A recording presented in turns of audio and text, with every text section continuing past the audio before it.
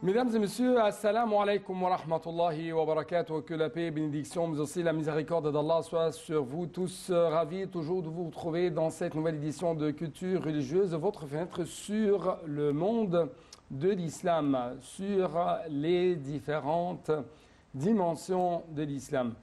Aujourd'hui, nous allons jeter la lumière sur les croyants, les caractéristiques des croyants, sur ce qu'on appelle, ou selon les termes, le propre terme du Coran, les serviteurs d'Ar-Rahman, les serviteurs du miséricordieux. Quelles sont ces caractéristiques?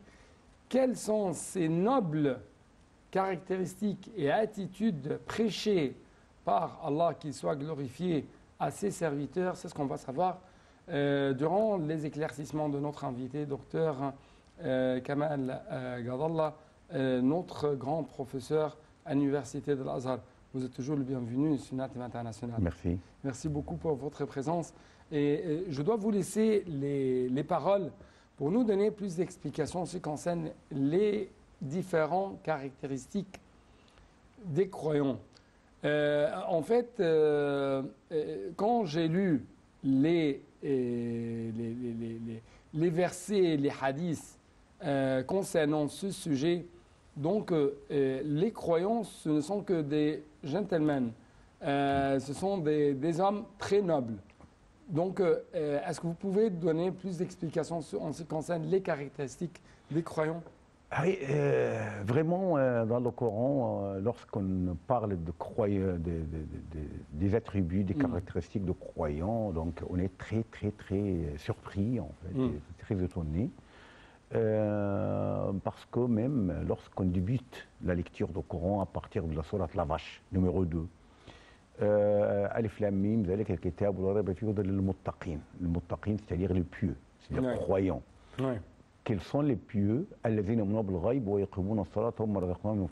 C'est-à-dire ceux qui croient en l'inconnaissable, c'est-à-dire ceux qui est connu seulement par Allah, et ils accomplissent la prière, et aussi font des dépenses de ce qu'on leur a octroyé, leur a donné, c'est-à-dire ce qu'Allah les a pourvus.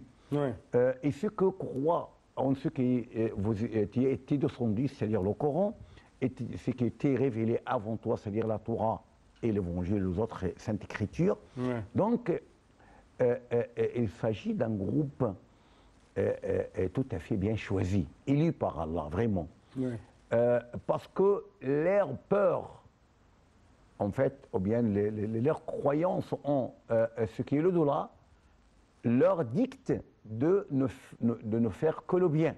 Ouais. D'accord? Donc, c'est aussi ce qu'on peut appeler l'auto-supervision, c'est-à-dire qu'il y a une sorte d'autocontrôle. Ouais. En fait, donc, il croit aussi dans toutes les saintes écritures, à partir même de ce qu'on appelle le feuille d'Ibrahim, ou bien tout ce qui était révélé à tous les prophètes jusqu'au dernier prophète sallallahu alayhi wa sallam.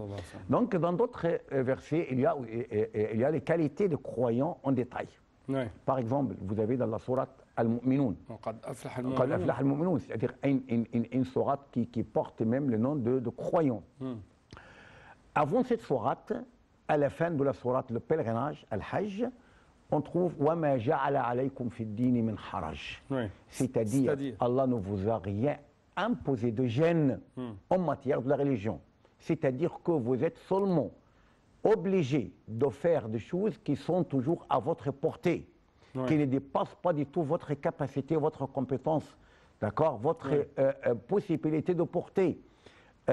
Donc, le croyant, après, c'est-à-dire les qualités de croyant tout de suite après la fin de la sourate de pèlerinage, qad aflaha al-mu'minun.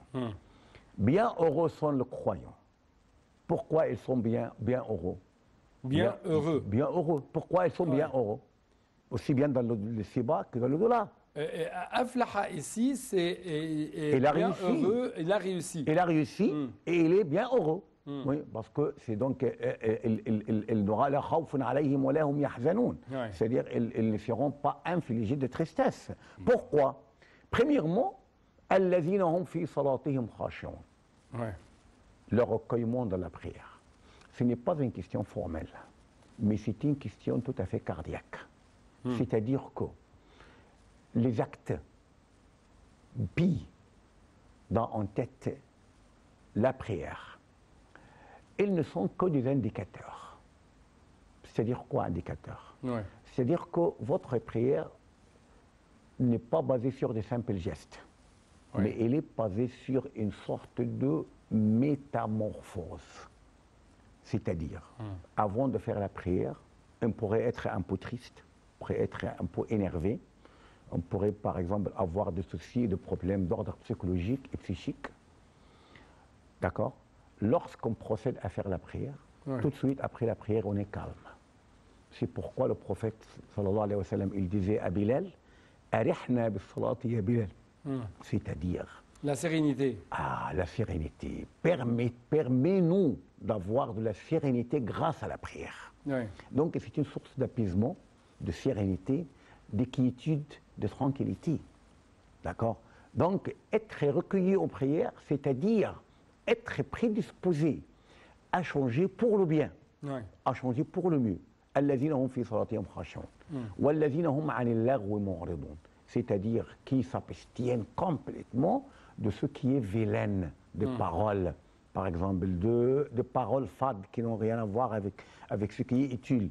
Tout ce qui n'est pas utile, c'est l'arwa. L'arwa, c'est-à-dire de la parole insensée, fade, inutile, et il pourrait être inuisible quand même. D'accord? Donc, c'est pourquoi il dit dans l'autre sourate, Al-Furqan, le discernement, c'est-à-dire lorsqu'ils passent par des gens qui disent des futilités, ils passent sans se déshonorer. Kirama, c'est-à-dire qu'ils gardent leur honneur. Comment garder votre honneur alors qu'il y a des gens qui disent n'importe quoi? De ne pas y prendre part. C'est-à-dire de vous écarter en fait de tout ce qui n'est pas utile. D'accord? Donc, il ne dit pas qu'ils font la zakat, mais il a employé fa'ilun, les gérondifs, l'adjectif fa'ilun, c'est-à-dire que à force de faire toujours des zakats, elles sont devenues des bienfaiteurs. C'est-à-dire que la bienfaisance leur est devenue un caractère inhérent. D'accord? Il finit par être une caractéristique inaliénable, stable. Donc, ils sont devenus des bienfaiteurs. Cette bienfaisance, ces biens sont, si je puis dire, inspirés, tirés à partir de cette énergie vitale, de cette énergie, si je puis dire, quand même divine, qu'ils essayent de prendre à travers leurs prières, à travers leur contact avec Allah, qu'il soit glorifié pendant leurs prières. Justement, nous allons bien sûr discuter ou quand même avoir une sorte d'explication en ce qui concerne les autres caractéristiques et qualités des croyants, mais après ce petit reportage.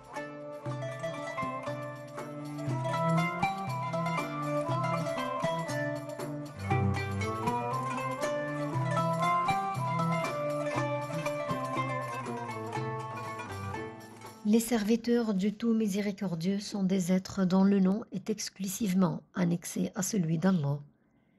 Il y a certainement des êtres qui se sont libérés de toute forme de servitude pour ne se soumettre qu'à Allah, le tout miséricordieux. Les qualités des serviteurs d'Allah sont nombreuses. On cite entre autres la modestie et être doux avec les croyants. Allah, qu'il soit exalté, a dit: ceci est les qualités des croyants dans les affaires de leur vie quotidienne. Ils sont doux dans leurs relations. Ils ont de bons comportements. Dans leur manière de marcher sur terre apparaît la modestie. Ils ne font pas de bruit, mais au contraire, ils marchent humblement. La tolérance et le pardon. Allah a dit qui, lorsque les ignorants s'adressent à eux, disent paix. Ils sont avec les gens stupides et dans les rues, mais tu ne trouves d'eux que la paix dans leurs paroles et leurs actes. Ils patientent et endurent face au mal qu'on leur fait, et ils ne font pas cela par faiblesse ni lâcheté, mais c'est la foi et l'espoir d'obtenir la récompense qu'auprès d'Allah qu'ils soient exaltés. L'ignorance dont il s'agit ici n'est pas le contraire de la science, il s'agit plutôt de l'ignorance dans le comportement, l'ignorance qui est le contraire de l'indulgence. Ils passent leur nuit à parler avec Allah et à lire son livre. Allah a dit, ceux qui passent les nuits prosternés et debout devant leur Seigneur.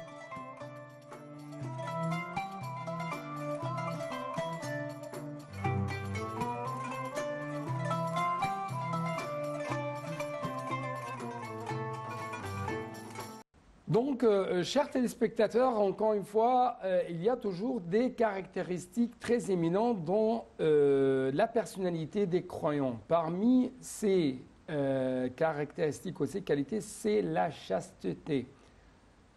Comment? C'est ce qu'on va savoir à travers toujours les explications de docteur Kamal Gadallah. Comment, notre docteur?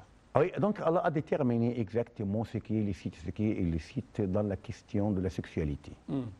Parce que c'est très très important, comme vous le connaissez très bien, il pourrait faire de gros problèmes pour la société entière. Oui. Même si on n'est pas très freudien, c'est-à-dire en disant par exemple que c'est le libido en fait qui pourrait tout faire, on dit au moins, et c'est tellement expérimenté, s'il s'agit d'un problème d'ordre sexuel, il pourrait écraser presque un village entier parce que c'est une agression, donc c'est la revanche, c'est la vengeance, je ne sais pas quoi. Donc, et donc cela c'est tout à fait calamiteuse en fait pour la société. C'est pourquoi Allah a déterminé avec un siège tout à fait ferme et stable et inalignable de ce qu'on appelle les relations, bien le rapport sexuel. C'est-à-dire qui préservent leur chasteté, leur verge en fait. C'est-à-dire qu'ils ne se servent pas de leurs organes sexuels, mais seulement dans un but légal. Illa ala azwaji, c'est-à-dire sauf pour leurs épouses, parce que le mariage, c'est vraiment des rapports sexuels licites et aussi une progéniture en fait. Parce que est-ce que vous pouvez tomber sur un homme, par exemple, qui pourrait être fier d'avoir un enfant adultérin? Il pourrait avoir une relation extramaritale avec une femme qui n'est pas correcte. Mais il n'oserait jamais, en fait, de dire « Ah oui, c'est mon fils », de haram, en fait, adultérin, que j'ai fait, en fait, avec une femme qui n'est pas mon épouse. C'est une honte. Alors que s'il y a quelqu'un, par exemple, qui a reçu un enfant, une fille, un fils, un petit garçon, une fille, on dit toujours que l'islam... on est toujours fiers, en fait. D'accord, c'est la propriété. L'islam prohibe, par exemple, un moyen, mais il rend licite un autre moyen. Il faut en être sûr. N'importe quelle chose interdite, à l'autre côté, il y a une autre chose de la même sorte, du même genre, qui est licite. Oui, et licite parce que c'est en fin de compte, c'est pour les intérêts de tout le monde. Oui. C'est pour la construction de la terre. Oui, vous avez par exemple, Allah a interdit l'intérêt usuraire et il a rendu licite la vente. Donc, oui, il y a un licite et un illicite. D'accord? Il y a toujours une balance. Allah a interdit par exemple l'adultère, mais il a toléré, ou bien il a conseillé de faire le mariage. Allah, par exemple, vous a incité, vous a facilité de travailler et il vous a interdit de voler. D'accord? Donc il y a toujours cette balance. Sinon, c'est pourquoi on m'a dit d'accord? Tout est facile ou faisable, à condition de s'engager des limites. Donc Allah, qu'il soit glorifié, à travers l'islam, n'essaye pas de mettre les gens dans une situation embarrassante. Aucunement. Ni une difficulté, ni une gêne, il y a toujours la facilité. La religion, c'est la facilité. Donc c'est d'après le hadith prophétique. Conformément au verset. Donc, sauf pour leurs épouses, وما ملكت أيمانهم, c'est-à-dire les esclaves. Oui. Donc, il n'y a plus question en fait de cela actuellement, d'accord. فإنهم غير ملومين. Ils ne pourraient jamais être blâmables quand même. Pourquoi? Parce que si vous faites le bien, si vous faites le halal, le licite, donc vous n'êtes jamais ni blâmé ni grondé, d'accord. فمن ابتغى وراء ذلك فأولئك هم العادون. Quiconque cherche à satisfaire son désir sexuel au-delà de ce que Allah nous a rendu licite, donc c'est un transgresseur. Il n'a pas dit fautif, mais il a dit transgresseur. Parce que toujours l'adultère, il y a ce qu'on appelle le crime, ce qu'on appelle le préjudice réflexif. Ouais. C'est un terme juridique. C'est-à-dire c'est-à-dire qui pourrait s'étendre non seulement à la victime, mais à d'autres personnes. Ouais. Donc, ce n'est pas seulement un préjudice contre la femme avec qui il a fait l'adultère, mais il pourrait aussi entacher la renommée de sa famille, de son mari, de ses enfants, d'accord, et aussi, par exemple de sa grande tribu, s'il s'agit d'une société tribale, d'accord. Donc, c'est une transgression. Et aussi, il a, par exemple, dans le pire cas, il a mis un enfant, d'accord, dans l'utérus d'une femme qui n'est pas la sienne. Donc, et cet enfant sera le fils de quelqu'un qui n'est pas son père, d'accord, ça sera une sorte de chaos social, une grande agression. Un grand problème. Un gros problème. C'est une transgression, c'est pas seulement un simple crime. Un grand problème pour toutes les sociétés. Oui, pour toute la société entière. Et pour les enfants quand même. Et pour les enfants quand même, parce que, par exemple, lorsqu'on parlait... Donc, à travers votre explication, l'islam essaye de trouver toujours un cadre légitime, licite, ou légitime plutôt, pour conserver et préserver les droits de tout le monde, pour n'arriver pas à cette transgression, comme vous avez la paix sociale, la stabilité sociale. Donc, il garde ce qu'on appelle l'ordre public. Donc, pourquoi l'islam est différent de d'autres religions? Donc, les croyants doivent toujours préserver l'ordre public. Oui, tellement. Ils n'essayent pas d'arriver à... Oui, de violer l'ordre. Ils n'ont pas le droit. C'est pourquoi que je vous dise que l'islam, pourquoi l'islam est différent des autres religions. Ce n'est pas de point de vue, par exemple, chauvin ou bien fanatique, hein, parce que moi je suis académicien quand même, hein, je ne pourrais pas dire n'importe quoi. Tout ce qui est apologique, ce n'est pas le mien en fait. Parce que l'islam, c'est un ordre universel qui cherche la stabilité de la vie humaine, de l'ordre public mondial et universel.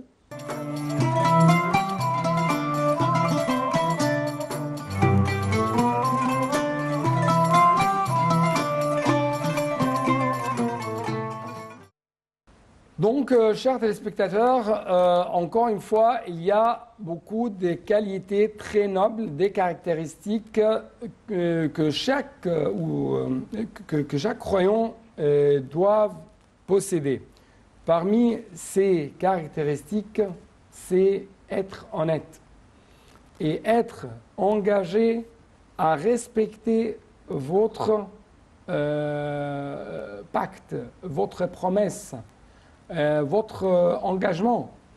Comment? C'est ce qu'on va savoir toujours à travers les explications de notre invité, Dr Kamal Gadallah, le grand professeur à l'université de l'Azhar. Comment, docteur? En fait, dans le Coran, il dit c'est-à-dire qu'ils respectent en fait l'honnêteté toujours lorsqu'on leur dépose quelque chose, donc ils le respectent, même s'il s'agit de quelque chose de moral. Par exemple, vous n'avez pas le droit de divulguer les secrets des autres. Si vous êtes confident, on vous a confié un secret, vous n'avez pas le droit de le divulguer. D'accord. Si quelqu'un, par exemple, vous a confié de l'argent, des biens, par exemple, donc il faut les préserver avec toute honnêteté et sincérité. Parce que le prophète, il dit et pas question de foi pour celui qui est dépourvu de l'honnêteté.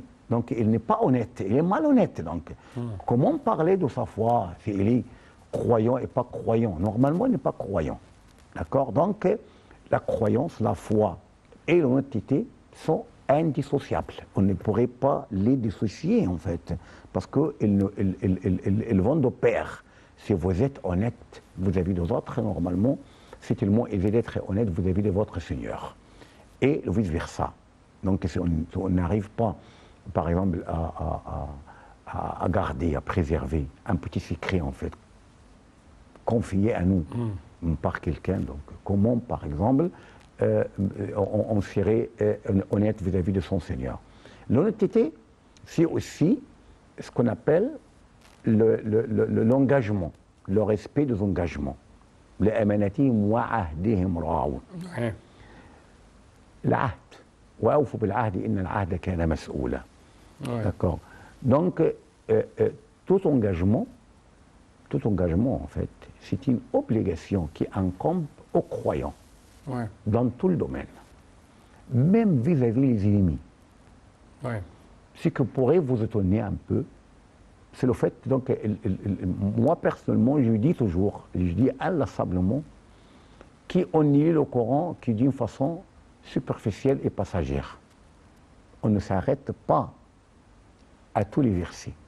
Par exemple, lorsqu'il s'agit d'un État adversaire, on est en conflit avec cet État. Et il y a un engagement, un pacte. C'est selon toujours le point de vue islamique. Point de vue islamique. Il y a par exemple un traité de paix, par exemple même juste un trêve pour arrêter, pour cesser le feu, un engagement, n'importe quelle sorte. Et vous avez observé qu'il y a des violations de la part de l'ennemi de clauses de ce traité. Est-ce que vous avez le droit d'attaquer ce pays? Non. Il faut un préavis. وإما تخافن من قوم خيانة فانبذ إليهم على سواء. C'est-à-dire, si vous craignez la trahison d'un pacte, d'un traité, de la part de l'ennemi, il faut les prévenir, leur lancer un préavis que, étant donné que vous avez violé les clauses de notre traité par faire tel et tel agissement, on serait en obligation, à titre d'autodéfense, de vous attaquer.